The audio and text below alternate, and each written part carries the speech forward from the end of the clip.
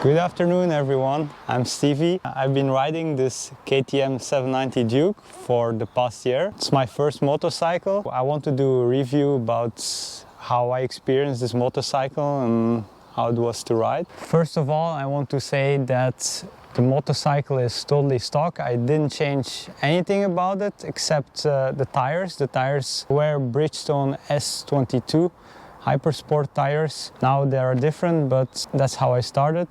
So I never drove with the OEM tires.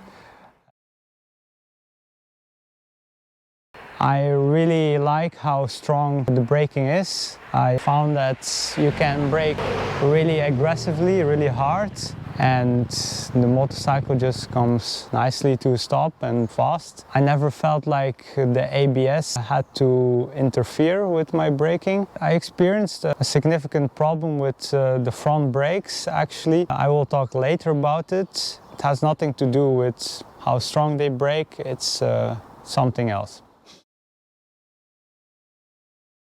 It's really nice how the motorcycle accelerates.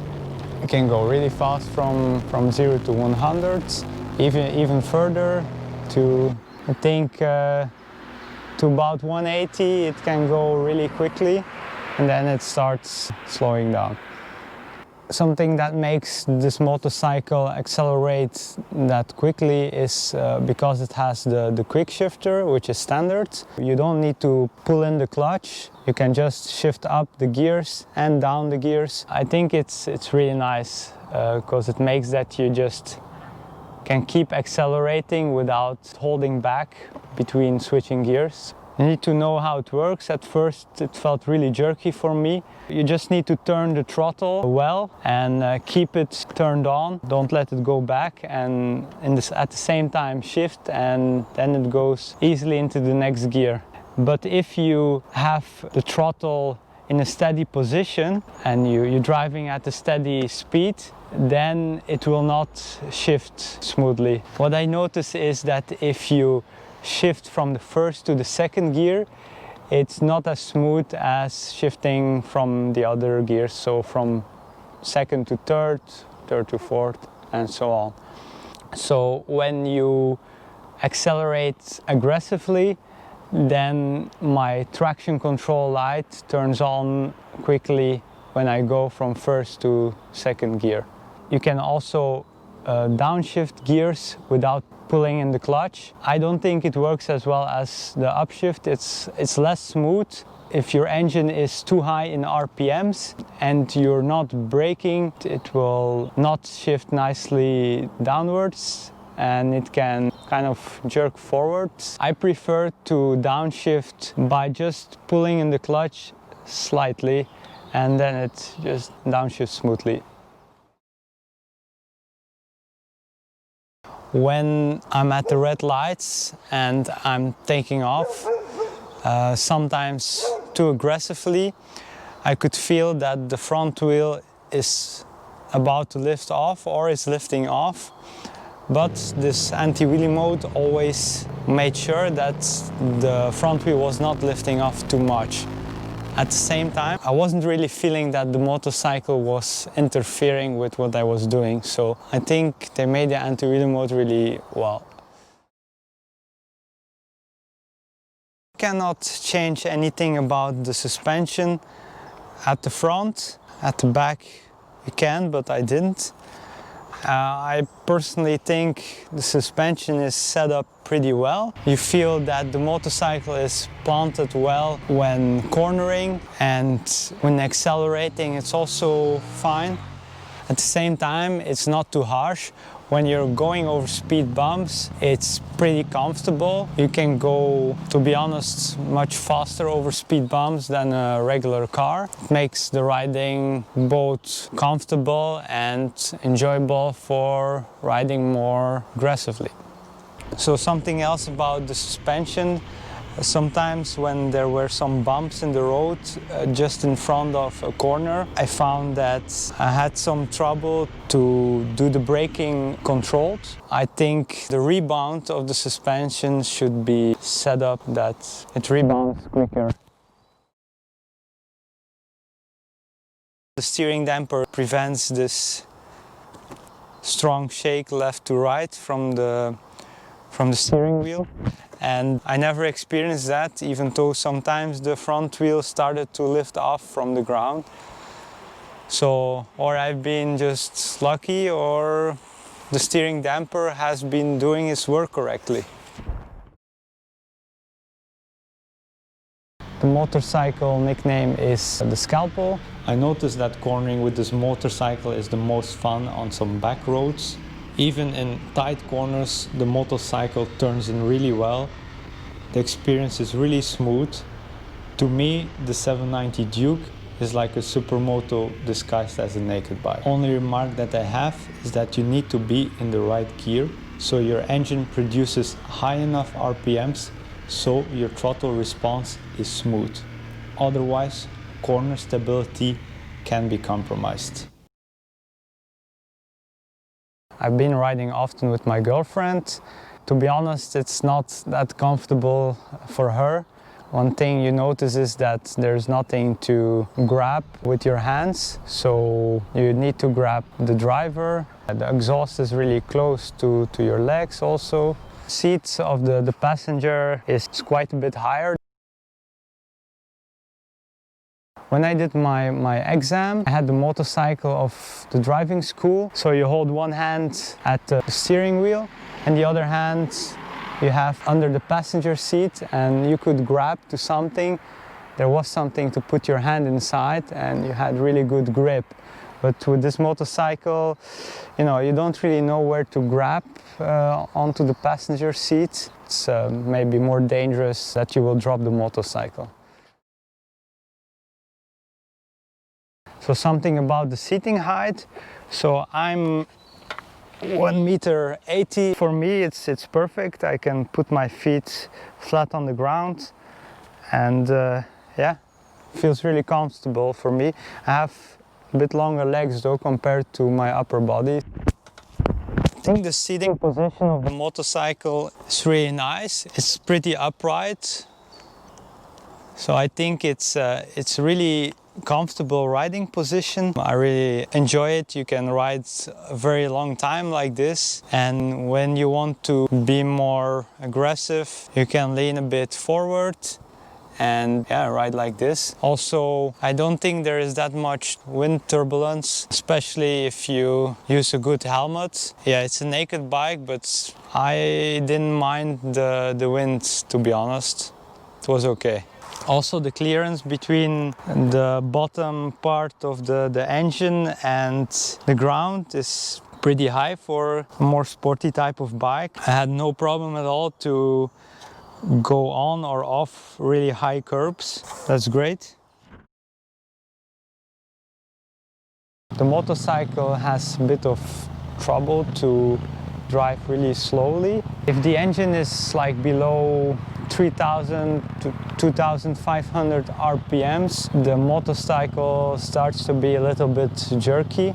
So I prefer to keep my left hand on the clutch and pull it in a little sometimes. You feel it just wants to ride faster. In general, the motorcycle feels like a quality product. There are some places though that makes it look more cheap. For example, the tank cover, it moves, and it's from plastic and it can easily get scratched. Where you place your left foot or your right foot on the other side, but especially here where your heel is against, it's getting discolored. It's not dust, it's discolored. So yeah, don't like to see that. The headlights of the motorcycle, they are really good actually. They are one of the best. In the dark, when you ride in the dark, when you ride at night, you have a really great view. Even if it's pitch black, there's no light at all. Yeah, you can just easily see in front of you. So if you go in the menu to ride modes, then you have 4 riding modes: Sport, Street, Rain, Track. Like I said, I like to ride in rain mode in the city center, or of course when it rains. So when you're in rain mode, everything is much smoother. When you roll the throttle, you need to roll it much further to accelerate as quickly as in the street or the sport mode. So that's very good, because when you ride in the rain, you need to be as smooth as possible. I noticed that the traction control went on quite a lot when I was riding in the rain, but that's maybe because I was trying to accelerate too quickly. I didn't find it that interruptive though. You feel it's cutting some power, but it's pretty smooth experience when the traction control activates. When I have the traction control on in the car of my parents, yeah, it's not that smooth. So most of the time I drive in street mode, because I find that with the sport mode it just gets too jerky at lower speeds. So I find sport mode is really good when you drive on the highway, so around 120 km/h. Yeah, then it's perfect. But if you have to drive on a road where it's like 70 km/h, then I think street mode is better. Before test riding this motorcycle, I did test ride with another motorcycle from a different brand. And what I didn't like is that you could not see in which gear you are. Some people say it doesn't matter, but to be honest, I really like to see in which gear I am. And I really think this dashboard is really clear. You can really clearly see the speed you're riding, in which gear you are, and how many RPMs your engine currently has. You can also easily see in which riding mode you are, and yeah, of course, how much fuel is left and what the temperature is of your engine. So it was showing me that I had to go get fuel, but I knew there was more than enough fuel inside. So I went to the dealer and got this fixed under guarantee. I think they just updated the firmware version of the motorcycle, and I think that just fixed it. Another problem I had with this motorcycle is the engine. There was a small oil leak of the engine, so I brought it to the dealer and got it fixed for free under warranty. The second biggest problem I had with this motorcycle are the front discs. They are warped, not that much, but you can definitely feel it. And when I first started riding, I didn't notice it. I thought it was normal, but later on I figured out that there is something like warped discs, and it makes that your braking is not smooth. You hold the front brake in the same position, and one moment it brakes hard and the other moment it brakes much less. The biggest problem with this motorcycle I had was actually the KTM mobility service. So I wanted to call the KTM mobility hotline to receive road assistance, because I was in the middle of nowhere with my flat tire, and they asked me for the VIN number and they couldn't find it back, so they said they couldn't send anyone for free. I thought it would get sorted out, so I just let them come, paid, and once we're at the deal it would be sorted out, but that didn't happen. The dealer couldn't search anything or do anything. They would get in contact with KTM themselves. I wrote an email to KTM themselves, and KTM blamed the dealer for not having registered my motorcycle for KTM mobility service. They also told me that no maintenance for this motorcycle has been registered. So to this day, I didn't receive my money back. When I bought the motorcycle, the dealer and all the employees were really professional. I really enjoyed the experience. The after sale, on the one hand, it was good, because the things that had to be fixed under warranty were fixed. But the KTM mobility service, which It's also part of the after sale was a disaster. And I'm not sure if there are many other cases or this was just a mistake with my motorcycle. I'm happy that I purchased this motorcycle. I really enjoyed riding it. It was a great experience.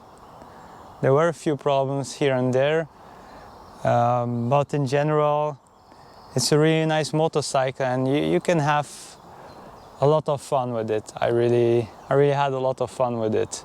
So I would recommend that before you buy this motorcycle, new or second hand, to check for the common problems like the engine leak, also the discs that they are not warped, and that your KTM mobility service is properly activated and that you don't end up with nasty surprises.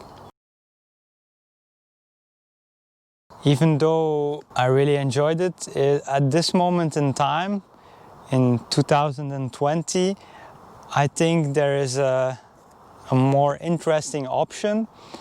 I think I would go for the 890R, newly released this year, because it sounds stupid, but the 890R has cruise control. Yeah, that's something I'm definitely missing. To be honest, when I would buy a new motorcycle, I would probably not buy a motorcycle with an internal combustion engine, but I would buy an electric motorcycle. It would be Energica Eva Ribelle.